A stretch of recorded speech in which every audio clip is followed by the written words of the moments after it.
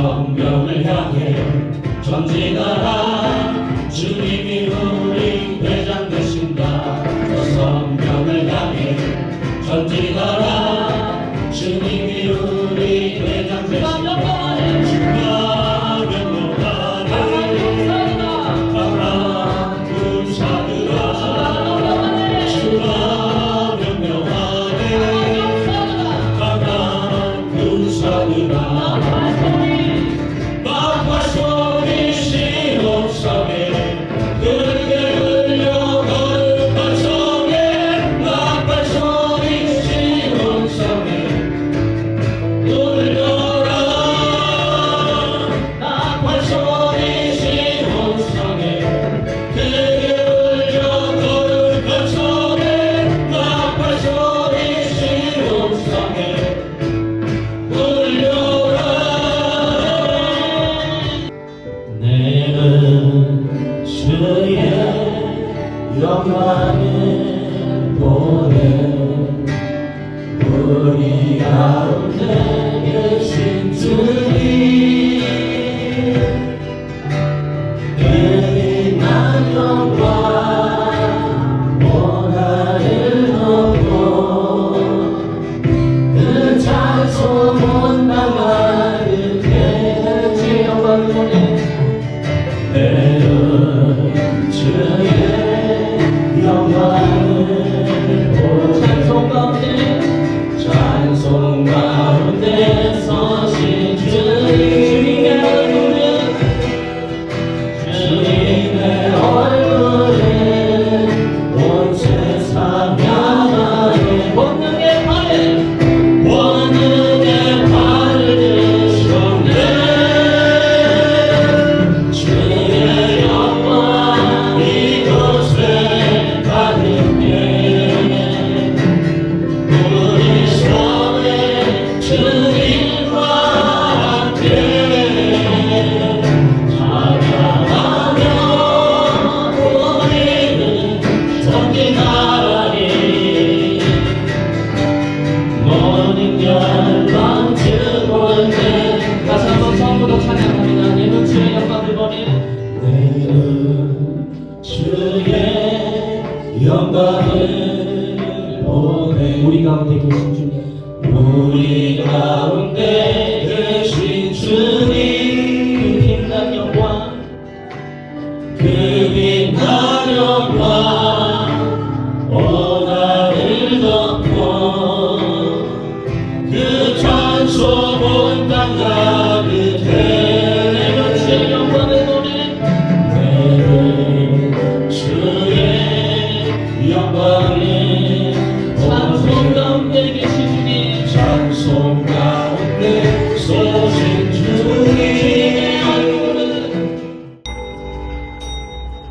함께 자리에서 일어나셔서 오늘의 성시의 말씀을 함께 한 목소리로 읽도록하겠습니다. 다 같이 앞에 스크린 보시고 큰 소리로 읽습니다. 시작. 온 땅이여 여호와께 노래하며 그의 도를 날마다 선포할지어다. 그의 영광을 모든 민족 중에, 그의 기이한 능력을 만민 중에 선포할지어다. 여호와는 위대하시니 극진히 찬양할 것이요 모든 신도가 경외할 것이며 만국의 모든 신은 바꿔서자 여호와께서 하늘을 지으셨도다. 이 시간 경건한 마음으로 묵상 기도드립시다.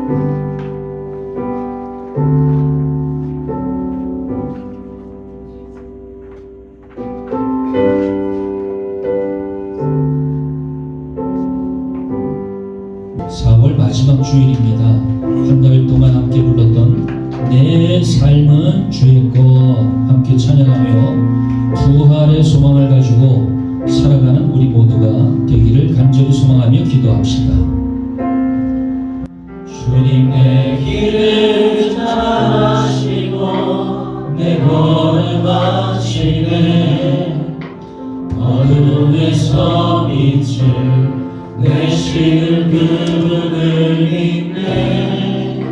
무엇을 얻을 섬길지 어디로 가야 할지 헤매이는 나를 아시고 길을 여시네. 주님 내 길을 잘 아시고 주님 내 길을 잘 아시고 내 걸음 아시네.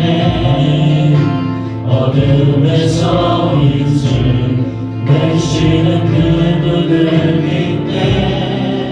무엇을 옷을 섬길지 어디로 가야 할지 헤매이는 나를 아시고 길을 여시네. 내 삶은 주의 것, 내 삶은 주의 것, 온전한 신뢰를 주께 드리네. 보이지 않아도 믿음으로 걷네. 주 영광 바라보며 주만 따라 삶은 주의 것. 내 삶은 주의 것, 내 삶은 주의 것, 온전한 신뢰를 주께 드리네. 보이지 않아도 믿음으로 걷네. 주 영광 바라보며 주만 따라 주님 좋은 길을 따르라. 승리의 주 영원한 생명 되시네. 고난 중에 순종을 배워가며 너의 모든 삶 맡겨드리라.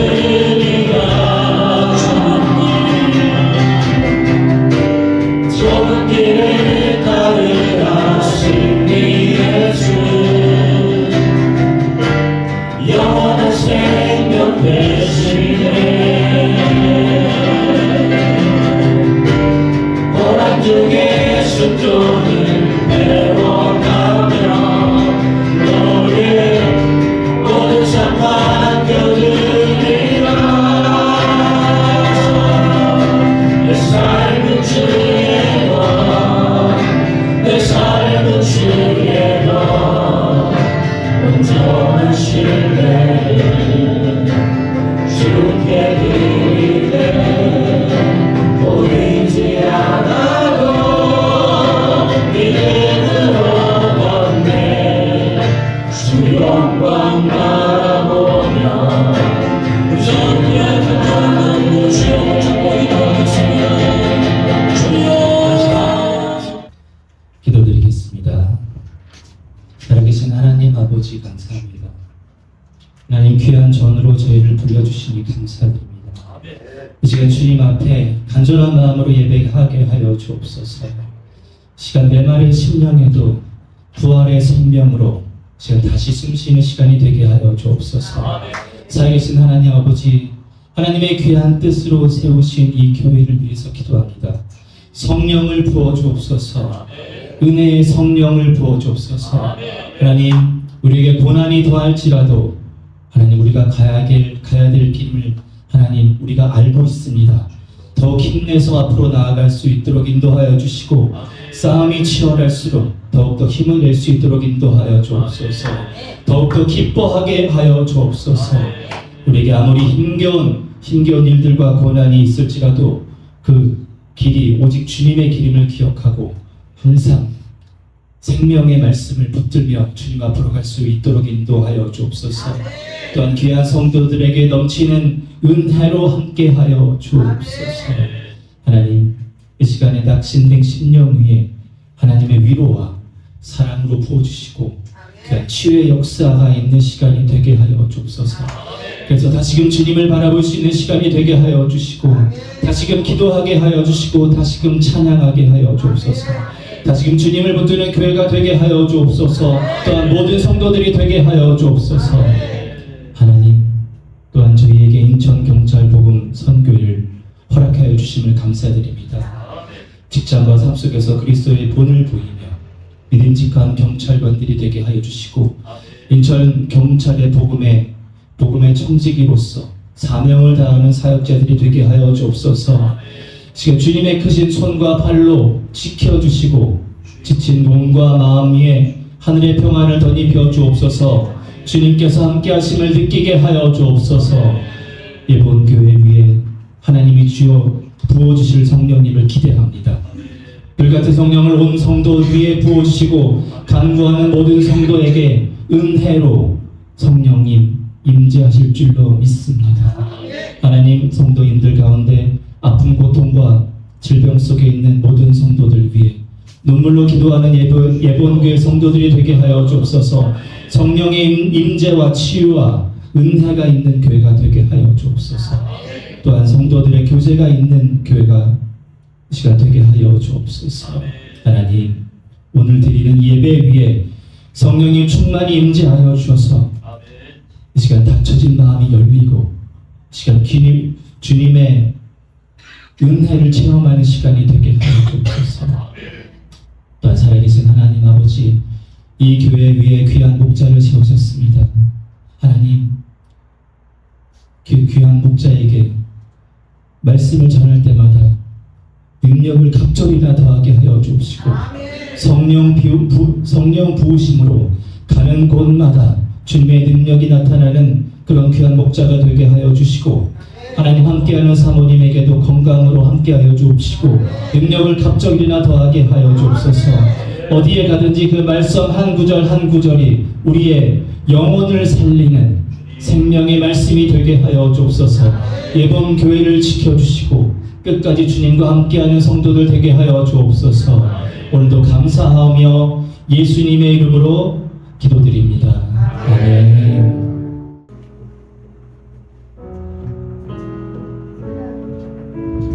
사랑은 흙 속에 묻히는 씨앗이다. 사랑은 화려한 모습이 있어서 세상에 사랑을 표현할 때는 화려하게 피어난 꽃을 이야기한다. 하지만 사랑은 심는 것부터 시작한다. 사랑은 심겨야 자란다. 꽃은 피기 전에 뿌리를 내리고 열매는 기다림 끝에 맺힌다. 그래서 사랑은 심는 것이다. 씨앗은 흙 속에 묻힌다. 흙은 차갑고 어둡고 눅눅하다. 그러나 생명은 그 어둠 속에서 움튼다. 우리가 심는 사랑의 씨앗도 마찬가지다. 씨앗은 눈에 보이지 않는다. 아무 반응이 없는 듯하다. 그래서 때로는 답답하다. 이 사랑이 자라고 있는 걸까? 라는 질문이 가슴을 찌른다. 기다림은 고난을 동반한다. 사랑의 씨앗은 흙 속에서 가장 먼저 외로움을 배운다. 햇빛도 없고 박수도 없고 바람도 없다. 그저 스스로 깨지고 썩고 내려가야 한다. 그러나 바로 그 시간에 뿌리가 자란다.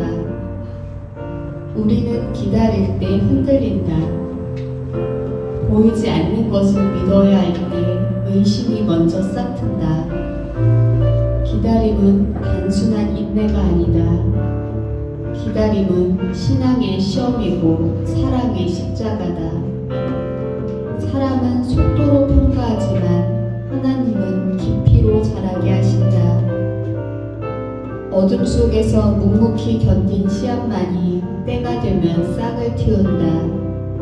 눈에 보이지 않는 영혼의 계절을 견딘 사람만이 하나님의 때에 열매를 맺는다.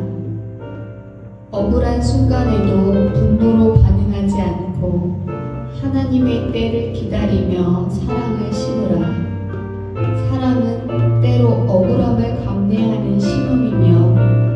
하나님의 때에 맺히는 열매이다. 고린도전서 3장 6절 말씀 다 같이 읽으시겠습니다. 나는 심었고 아볼로는 물을 주었으되 오직 하나님께서 자라나게 하셨나니. 아멘.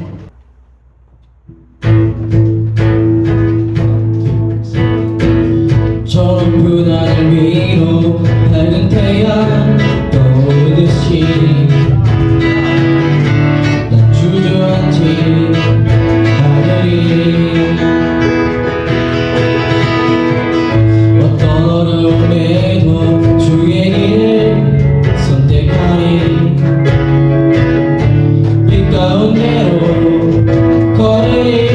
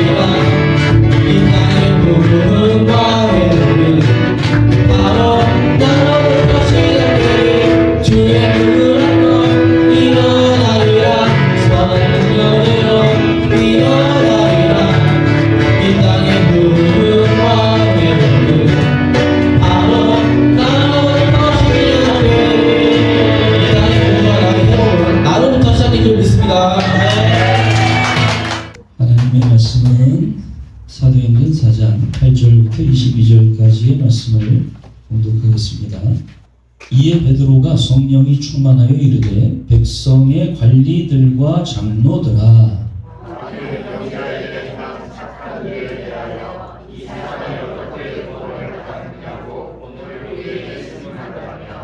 너희와 모든 이스라엘 백성들은 알라. 너희가 십자가에 못 박고 하나님이 죽은 자 가운데서 살리신 나사렛 예수 그리스도의 이름으로 이 사람이 건강하게 되어 너희 앞에 섰느니라.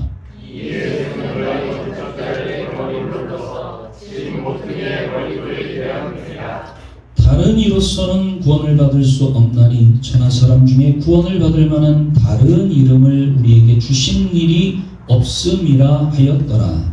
그들이 베드로와 요한이 담대하게 말함을 보고 그들을 원래 흠 없는 범인으로 알았다가 이사야이며 또 사무엘 예수와 함께 있던 줄로 알고 또 병 나은 사람이 그들과 함께 서 있는 것을 보고 비난할 말이 없는지라. 명하여 공개하였다 하고 서로 의논하여 이르되 이 사람들을 어떻게 할까? 그들로 말미암아 유명한 표적 나타난 것이 예루살렘에 사는 모든 사람에게 알려졌으니 우리도 부인할 수 없는지라. 이것이 하나님과 거짓을 하기에 그들을 위하여 이후에는 주님과 아무에게 받지 말게 하셨고 그들을 불러 경고하여 도무지 예수의 이름으로 말하지도 말고 가르치지도 말라 하니 베드로와 요한이 대답하여 이르되 하나님 앞에서 그래서 너희 말을 듣는 것이 하나님의 말씀을 듣는 것보다 온전한 하나니라. 우리는 보고 들은 것을 말하지 아니할 수 없다 하니 너희들이 그들 때문에 그들을 어떻게 처방할지 아무도 찾지 못하고 다시 욕하여 도와주었으니 이는 모든 사람이 그들의 일을 보고 하나님께 영광을 돌리느니라. 다같이 이 표적으로 병 나은 사람은 40여 세나 되었더라. 아멘. 말하지 않을 수 없다라는 제목으로 오늘 사도행전 4장의 말씀을 함께 봉독하고 함께 은혜를 나누고자 합니다. 당신은 예수 그리스도를 전하다가 박해를 받은 적이 있습니까? 가장 최근에 예수님을 말하다가 위협이나 경고를 받은 적이 언제입니까? 예수님을 전하다가 박해를 받은 일이 있으신가요? 예수를 말하다가 위협이나 경고를 받은 적이 있으신가요? 있으신가요? 성경은 이렇게 말합니다. 디모데후서 3장 12절 시작. 무릇 그리스도 예수 안에서 경건하게 살고자 하는 자는 박해를 받으리라. 예수님을 드러내는 삶을 살아간다고 하는 것, 경건한 행동을 하는 것과 아울러서 말로써 예수님을 나타내는 삶을 산다면 박해는 보장된 것이나 다름이 없다. 예수를 말함으로써 박해를 받은 적이 있으신가요? 예수님을 말하는 것 때문에 위험이나 경고를 받으신 적이 있으신가요? 우리는 이런 질문 앞에 나는 매일 박해를 받습니다. 나는 매일 외면을 당하고 매일 경고의 말을 듣습니다. 이것이 바로 경건하게 살고자 하는 믿음의 사람들의 삶이어야 된다라는 것을 생각을 할 때 오늘 초대교회 성도들이 경험한 첫 번째 박해 현장의 말씀을 함께 살펴보려고 하는 것입니다. 베드로와 요한이 40여 년 동안 안전뱅이로 성전 문 앞에서 구걸하던 사람을 나사렛 예수의 이름으로 일어나 걸으라. 이렇게 해서 일으켰어요. 그 능력으로 말미암아 표적이 나타나게 되었을 때 많은 사람들이 이 사도들에게 다가왔습니다. 사도들은 말합니다. 여기 표적으로서 나타난 당신들이 매일 아침 저녁으로 보아온 40년 동안 안전뱅이로 살던 이 사람이 일어나 걸었다. 할렐루야. 이 표적이 누구를 가리키는가? 이 표적은 누구에게로부터 왔는가? 예수에게로부터 왔다. 할렐루야. 표적이 중요하지요. 그러나 표적보다 더 중요한 것은 표적의 주인공이 누구신가? 표적으로 말미암아 기적을 경험한 그 사람이 아니라 기적을 베푸신 여호와 하나님이시고 예수의 이름이 그 표적의 능력을 가져왔다 라는 것을 베드로와 요한이 사도들이 증거했다고 하는 것입니다. 그래서 그들은 박해를 두려워하지 않고 담대하게 그리스도를 증언하는 삶을 삶으로써 말하지 아니할 수 없다. 20절에 그와 같이 고백하고 있는 줄로 믿습니다. 할렐루야. 사도들이 솔로몬의 행각에 모여든 사람들에게 복음을 전하고 있을 때 갑자기 들이닥쳤습니다. 누가 들이닥쳤냐면 제사장들과 성전 맡은 자와 사두개인들이 들이닥쳤습니다. 제사장이라고 하는 건 하나님 앞에 제사를 인도하는 사람이고 성전 맡은 사람들이라고 하는 성전을 관리하는 사람들이고 사두개인들은 당시 백성들, 유대인들을 다스리는 정치 권력을 가지고 있었던 사람들로서 또한 하나님을 믿는 사람들이었어요. 그런데 이 사람들이 두 사도가 복음을 전하는 그 자리에 직접 찾아옵니다. 복음을 듣기 위해서 찾아온 것이 아니라 불과 몇 주 전에 예수님을 붙잡아 구금하고 신문하고 로마 재판에 넘겨 마침내 십자가형을 받게 했던 자들로서 이제 예수님의 제자들을 다시 잡고자, 왜냐하면 예수라는 이름만 들어도 이 사람들은 진절머리가 나는 사람들이었고 예수라는 이름만 들어도 자다가도 깰 그런 지경에 있던 사람들인데 이제 예수를 죽였어요. 예수가 사라져야 돼요. 그런데 그 제자들이 다시 나와가지고 예수의 이름을 외치니 그들은 너무나도 걱정에 사로잡히지 않을 수가 없었어요. 성전에서 율법을 가르치고 예전을 집행해야 되는 제사장들, 그런데 이 별 볼 일 없는 평민된 사람들이 하나님을 가르친다 할 때 자기들에게 찾아오는 사람들보다 더 많은 사람들이 몰려들었다라고 하는 것입니다. 사두개인들은 특히나 하나님을 믿는다고 하면서도 모세 오경의 말씀 외에는 경전으로 받아들이지 않았던 사람들이었어요. 오늘날 수많은 설교들이 넘쳐납니다. 언제든지 설교를 들으려면 얼마든지 들을 수 있는 그런 시대가 되었어요. 그러나 오늘날 설교의 가장 큰 문제는 성경을 말하지 않는다라고 하는 것입니다. 칼 바르트라고 하는 신학자는 물론 이렇게 말했어요. 한 손에는 성경을, 한 손에는 신문을. 그래, 성경의 말씀이라고 하는 것을 통해서 이 시대의 모든 환경과 상황을 해석하는 것이 필요하다라고 하는 그런 의미에서 설교자는 한 손에 성경을, 한 손에 신문을 가져야 된다라고 말했단 말이에요. 그러나 성경이라고 하는 안경을 통해서 세상을 바라봐야지, 세상이라고 하는 안경을 통해서 성경을 바라봐서는 안 된다. 할렐루야. 오늘 우리는 다 자기 삶의 자리가 있습니다. 각자 처한 환경이 있습니다. 성경을 통해서 내 삶의 자리를 들여다봐야지, 내 삶의 환경과 처지위로서 성경을 들여다보면 말씀대로 사는 것이 아니라 내가 필요한 대로, 내가 원하는 대로 그저 엑기스를 뽑아내듯 이거는 되고 이거는 안 되고 라는 자기 만족의 신앙을 가질 수밖에 없다고 하는 것입니다. 사두개인들은 모세 오경만을 문자적으로 믿고 싶은 것만 믿었기 때문에 지금 이 순간 역사하시는 하나님을 제대로 바라볼 수 없었어요. 그들의 몸은 소멸될 수밖에 없는 것이기 때문에 악한 것이고 영만이 하나님이 창조하시는 것으로 인정했기 때문에 그들은 부활도 천사도 없다고 그렇게 믿었습니다.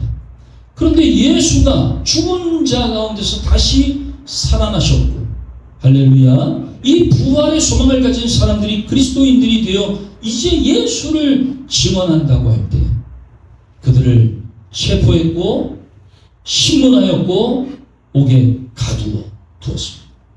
제자들은 압니다. 불과 며칠 전에 우리 스승이신 예수님을 비참하게 죽음의 길로 이끌었던 이들이 바로 저들이라는 것을 말입니다. 이제 우리가 옥에 갇혔습니다. 우리의 처지도 우리의 주 대신 예수님이 가신 길과 별반 다르지 않을 것이라는 것을 예상하는데 큰 무리가 없을 그런 상황이었단 말입니다. 위기의 순간 과연 하나님의 사람은 어떠해야 하는가? 인생에 위기가 없습니까? 수많은 위기를 맞닥뜨리게 되는 것이 오늘 우리의 인생입니다. 위기의 순간 하나님의 사람은 첫 번째 성령의 역사를 의지합니다. 시작. 아멘. 위기의 순간 과연 성령의 역사가 어떠한가? 이것을 감지할 수 있어야 된다. 설탕을 먹으면 어떤 맛이에요? 소금을 먹으면 어떤 맛이에요? 예. 설탕을 먹으면서 달아야 돼. 소금을 먹으면서 이건 반드시 짤 거야. 이러면서 먹는 사람 아무도 없습니다. 그냥 자연적으로 소금이 많이 들어가면 짜. 설탕을 먹으면 달다. 우리는 그렇게 바로 안다 말이야. 위기의 순간에 성령의 바람이 흐르고 있다는 사실을 깨달은 것, 깨닫는 것, 그것이 바로 참된 성도의 삶이라고 하는 것입니다. 성경은 말합니다. 어디에서 바람이 불어 어디로 가는지, 날씨가 어떠한지 이런 것들에 대해서는 너희가 다 안다고 하면서 어떻게 하나님의 기운의 흐름에 대해서는 알지 못하는가 라고 하는 것입니다. 오늘 우리는 우리 삶에 너무나도 집중해 있습니다. 그래서 세상이 이러하고 어떠하고 사람들이 어떻고 하는 이것에는 너무나도 명백한 이야기들을 합니다. 그러나 과연 우리의 삶의 위기의 순간에 이러한 사람과 환경에 집중하는 것이 아니라 성령께서 어찌 일하시는가 하는 것에 우리가 주목하고 있는가 하는 것입니다. 위기의 순간 하나님의 사람은 두 번째 뭘 합니까? 기도합니다. 할렐루야. 기도는 따라합시다. 기도는 하나님의 마음을 듣는 것이다. 솔로몬이 구했습니다. 하나님, 내가 듣는 마음을 갖게 하옵소서. 할렐루야. 기도는 말하는 게 아닙니다. 기도는 듣는 겁니다. 물론 내 형편과 처지를 하나님 앞에 아뢰죠. 그러나 청구서만 내밀고 그냥 가면 안 됩니다. 하나님의 응답이 있기를 기다리는 것이 기도라는 사실을 알아야 됩니다. 주님은 말씀하십니다. 주님은 우리에게 가르쳐 주십니다. 그러나 듣는 마음이 없으면 할 말만 하고 끝나고 그것이 기도라고 그렇게 생각한단 말이에요. 내 자가 산산이 깨지고 불러주십니까? 벌써 다 잊어버린 거예요? 나머지는 우리 김수현 집사님한테 들으세요. 저분이 잘 알아. 오직 주님 뜻만 이루어지기를 나를 통해 주님만 드러나시기를. 할렐루야. 그래요. 기도는 내가 하는 거지만 그러나 나의 기도 가운데 응답을 주시는 분은 하나님이시고 이 응답의 주인공 되신 하나님이 영광을 받으시도록 하는 것이 기도라는 사실을 기억해야 됩니다. 위기의 순간 하나님의 사람은 세 번째 시작. 말씀의 인도를 받습니다. 우리가 성경 암송하며 부활절 예배를 하나님 앞에 드렸습니다. 끝내라고요? 여러분들이 나와서 성경 암송할 때 난 여기서 그냥 정말 눈물이 나. 참 어떻게 저렇게 말씀을 잘 암송할까? 참 얼마나 애쓰고 수고했을까? 정말 한 구절 한 구절 단어 하나하나가 정말 가슴을 치는 그런 말씀이 돼서 물론 시간이 길었지만은 참 감사하다. 어떤 목사의 설교보다 어떤 은혜로운 말씀보다 하나님의 말씀은 정말 위대하다. 저는 그 시간 너무나 감격스러웠어요. 아무리 바빠도 오늘도 성경 말씀 함께 좀 읽어야 되겠어요. 이사야서 41장 10절로 13절인데 시작. 두려워하지 말라. 내가 너와 함께함이라. 놀라지 말라. 나는 내 하나님이 됨이라. 내가 너를 굳세게 하리라. 참으로 너를 도와주리라. 참으로 나의 의로운 오른손으로 너를 붙들리라. 보라, 내게 노하던 자들이 수치와 욕을 당할 것이요 너와 다투는 자들이 아무것도 아닌 것 같이 될 것이며 멸망할 것이라. 내가 찾아도 너와 싸우던 자들을 만나지 못할 것이요 너를 치는 자들은 아무것도 아닌 것 같고 허무한 것 같이 되리니 이는 나 여호와 너의 하나님이 내 오른손을 붙들고 내게 이르기를 할 것임이니라. 아멘. 위기의 순간 일반적인 사람들은 허둥지둥 됩니다. 아주 그냥 혼이 쏙 빠질 정도로 바쁘게 움직입니다. 답을 찾을 수 있나요? 답이 없습니다. 그럼에도 불구하고 뭔가 해야겠기에 허둥지둥 될 뿐입니다. 그리고 나서는 결국에는 자기 중심적으로 된다, 안 된다 뭐 이러고 자기 판단 속에 갇혀 버린단 말이에요. 답을 얻을 수 없어요. 절망적인 순간, 감옥에 갇혀버린 제자들은 아마도 주님이 체포당하시던 밤 하신 말씀을 기억하지 않았을까? 요한복음 15장 20절 시작. 내가 너희에게 종이 주인보다 더 크지 못하다 한 말을 기억하라. 사람들이 나를 박해하였은지 너희도 박해할 것이고 내 말을 지켰은지 너희도 지킬 것이라. 제자들은 예수를 전한 것 때문에 지금 박해를 당하고 있다고 하는 것입니다. 이미 이것은 예수님께서 그렇게 될 거라고 말씀하셨던 그대로 말씀의 실현일 수밖에 없는 것입니다. 이렇게 말씀이 지목하고 있는데 박해의 장소에 있어야 되겠습니까? 아니면 환락의 장소에 있어야 되겠습니까? 우리는 박해의 장소를 선택할 수 있어야 됩니다. 예수님이 체포되고 감금되어졌을 때 이제는 제자들이 똑같은 상황에 처해 있다고 하는 것입니다. 예수를 믿는다고 하는 것은 박해가 옵션이 아닙니다. 선택이 아닙니다. 이건 기본이고 필수다 라는 사실을 기억한다면 박해로 인하여서 두려워할 것이 없고 박해로 인하여서 염려할 것이 없습니다.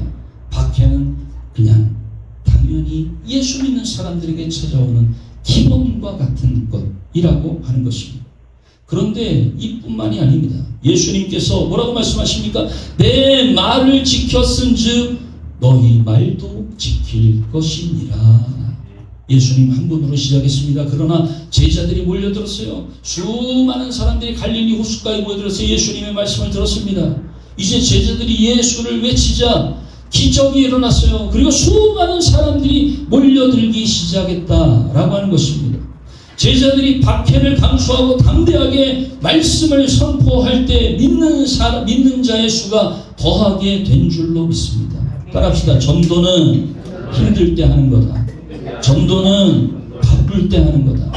전도는 비 오는 날 하는 거다. 할렐루야.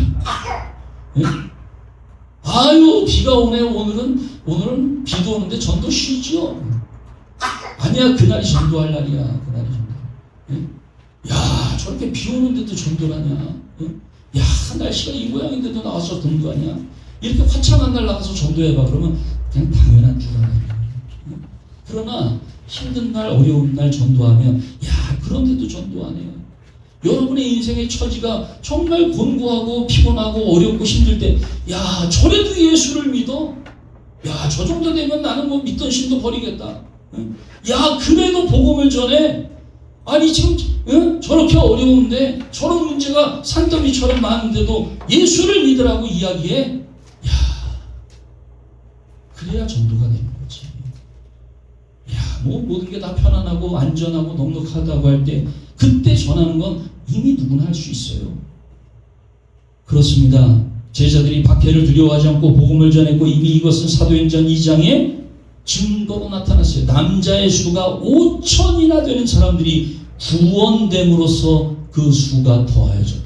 아마 여자들까지 어린아이들까지 합치면 10,000명, 20,000명 얼마나 많은 사람들이 구원받았는지 알 수가 없어요. 예루살렘의 당시 인구가 약 25,000에서 많게 잡아도 85,000 정도였다는 거예요. 그런데 지금 10,000명, 20,000명이 예수를 믿기로 결심했다라고 하는 게 얼마나 놀라운 일입니까? 1919년 대한독립 만세 외쳤던 그 시절에 기독교 인구는 1.3%에서 1.5%. 그런데 이 만세 운동을 해서 감옥에 갇힌 사람들 중에 기독교인은 무려 20%나 됩니다. 1970년에 기독교 인구가 7%가 되었어요. 7%.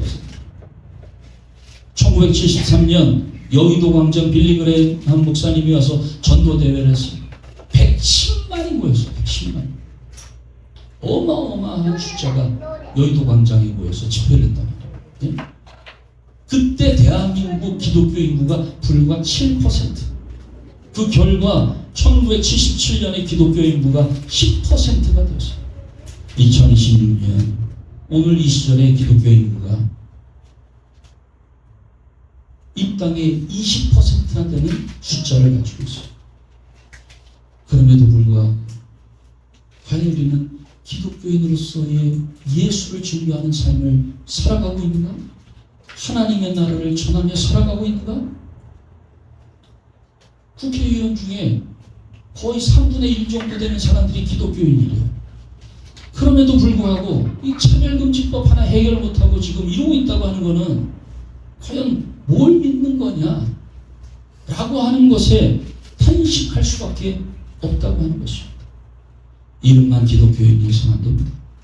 이제는 우리가 말하지 않을 수 없다 라는 것으로서 예수를 증거하는 삶을 살아가야 할 줄로 믿습니다. 베드로는 후에 그리스도인들에게 이렇게 말합니다. 베드로전서 4장 12절 시작. 사랑하는 자들아 너희를 연단하려고 오는 불시험을 이상한 일 당하는 것 같이 이상히 여기지 말고 오히려 너희가 그리스도의 고난에 참여하는 것으로 즐거워하라. 이는 그의 영광을 나타내실 때에 너희로 즐거워하고 기뻐하게 하려 함이라. 너희가 그리스도의 이름으로 치욕을 당하면 복 있는 자로다. 영광의 영 곧 하나님의 영이 너희 위에 계심이다. 그리스도를 인하여 박해를 많이 받은 바울은 로마서 8장 17절에 시작. 우리가 그와 함께 영광을 받기 위하여 디모데후서 1장 8절에 그러므로 너는 내가 우리 주를 증언함과 또 주를 위하여 갇힌 자 된 나를 부끄러워하지 말고 오직 하나님의 능력을 따라 복음과 함께 아멘. 그러나 고난만 있는 것이 아닙니다. 우리의 증언을 통해 새로운 영혼들이 하나님을 믿기를 더하는 그 수를 더해가는 은혜가 있다고 하는 사실을 기억해야 되는데 시편 126편 5절 6절에 시작. 눈물을 흘리며 씨를 뿌리는 자는 기쁨으로 거두리로다. 울며 씨를 뿌리러 나가는 자는 반드시 기쁨으로 그 곡식단을 가지고 오라. 이튿날 관리들과 장로들과 서기관들이 예루살렘에 다 모였습니다. 71명으로 구성이 된 유대인 최고 의결기구인 사내들인 공회가 열렸어요. 이 공회의 대제사장은 안나스와 가야바인데 안나스는 전직 대제사장이에요.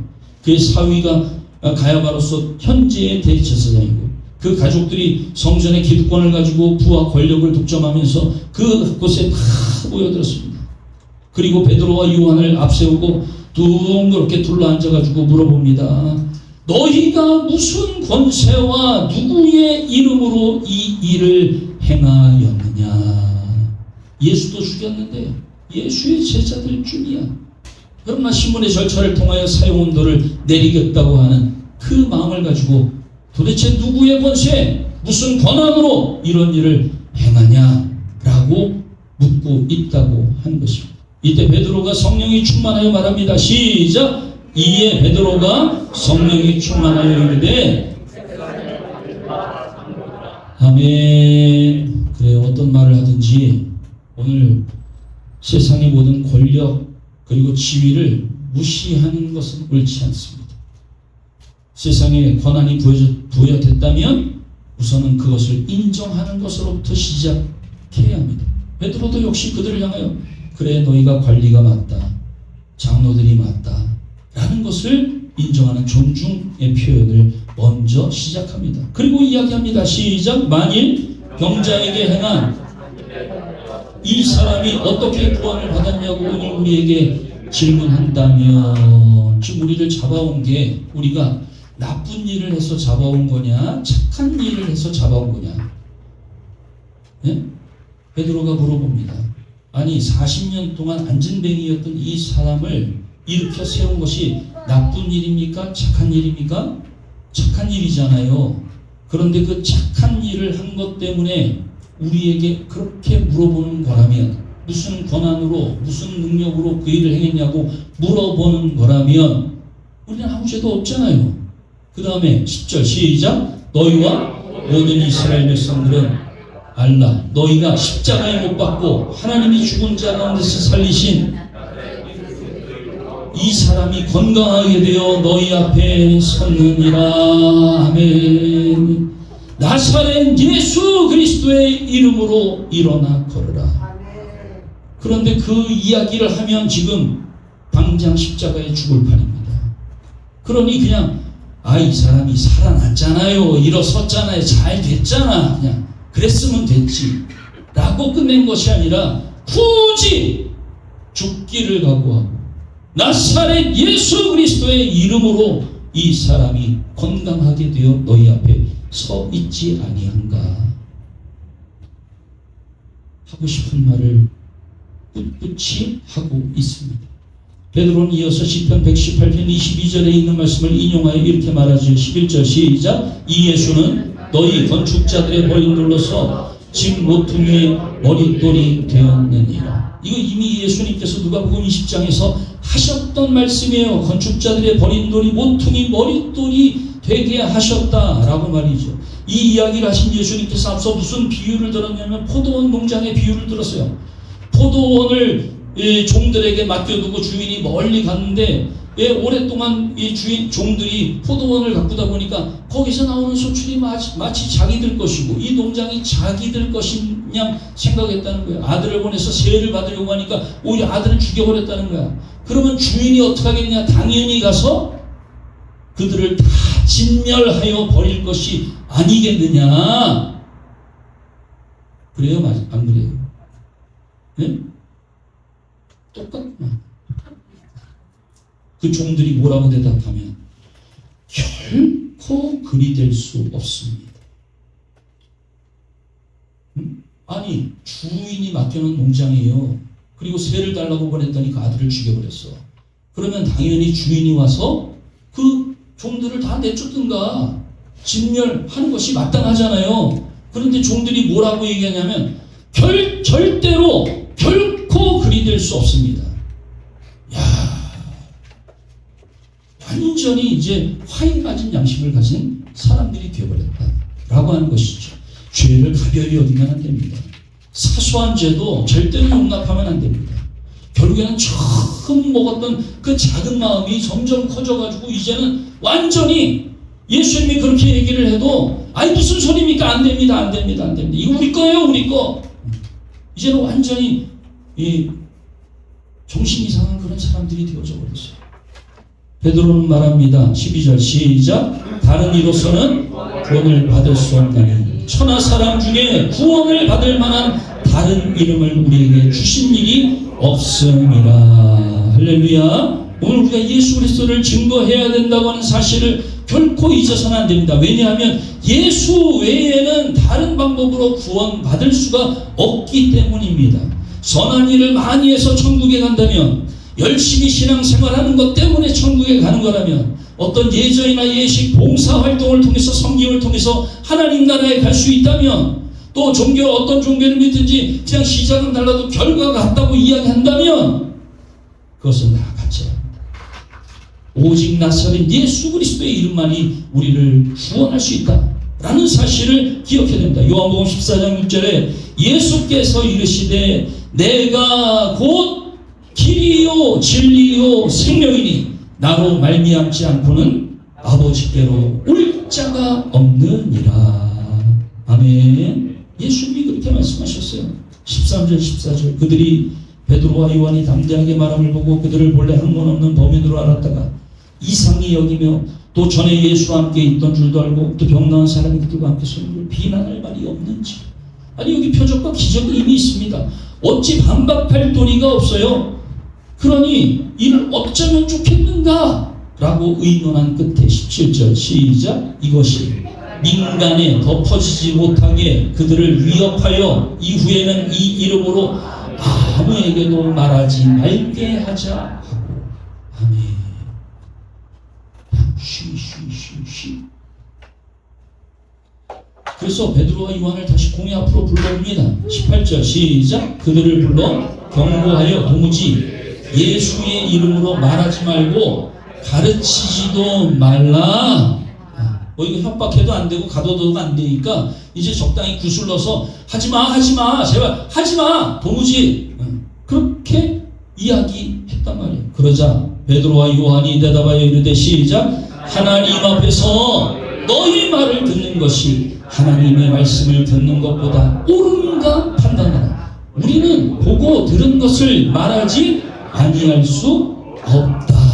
할렐루야. 봤습니까? 들었습니까? 경험했습니까? 예수를 만났습니까? 그러면 입술을 벌려 증거해야 된다라고 하는 것입니다.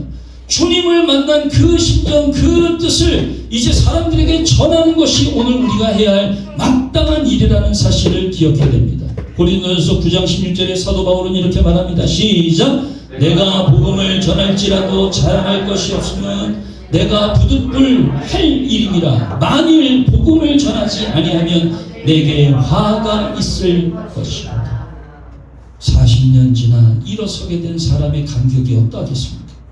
그러나 이 표적과 기적보다 더 위대한 것은 그 일을 이루신 분이 하나님이시라는 것이고, 그 일을 이룬 베드로와 요한이 주목받는 것이 아니라 예수의 이름이 주목받고 받아야 한다라고 하는 것을 오늘 말씀을 통해 배웠을 때, 우리가 이 땅에 존재하는 이유는 예수 그리스도를 증거하기 위함이라는 것입니다. 우리는 말하지 아니할 수 없다. 이 한 주간 또 우리의 사는 모든 날 동안 예수를 전하며 살아가는 우리 모두가 되기를 축복합니다. 기도합시다. 주님, 우리의 입술을 열어 주님을 자랑하게 하옵소서. 주님을 증거하게 하시고 주님이 나의 구주 되심을 고백하게 하옵소서. 어떤 핍박과 박해가 있을지라도 두려워 말게 하여 주시고 오직 하나님의 은혜를 구하며 믿음으로 살아갈 수 있게 하여 주시옵소서. 예수님 이름으로 기도하옵나이다. 아멘.